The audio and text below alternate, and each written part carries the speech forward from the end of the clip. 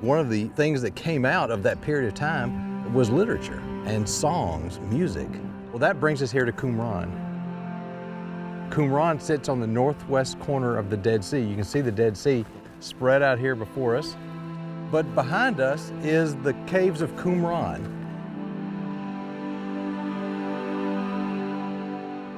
You can see a couple of the caves here, and there are more caves around the corner and throughout these hills.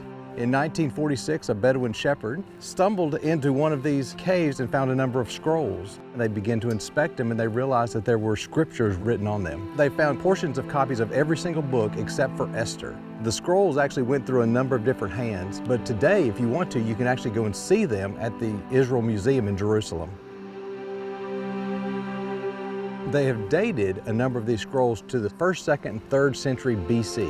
And so in particular, if you think about the time of the United Kingdom, these are copies of the originals that were only placed 700 or 800 years after their originals were written. How many Old Testament manuscripts do we have? We don't know the exact number, but they're in the thousands. Some of them are very small, but they can use those to piece together a much larger document. There are some books, though, for instance, the Isaiah scroll, in which we have an entire copy of that book available to us.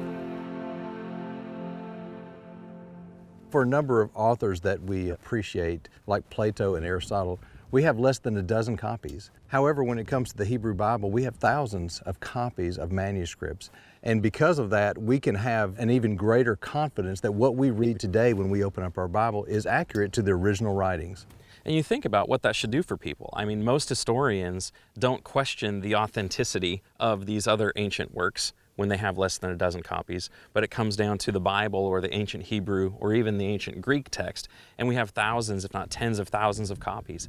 That should reinforce or bolster anybody's faith when they come to realize that.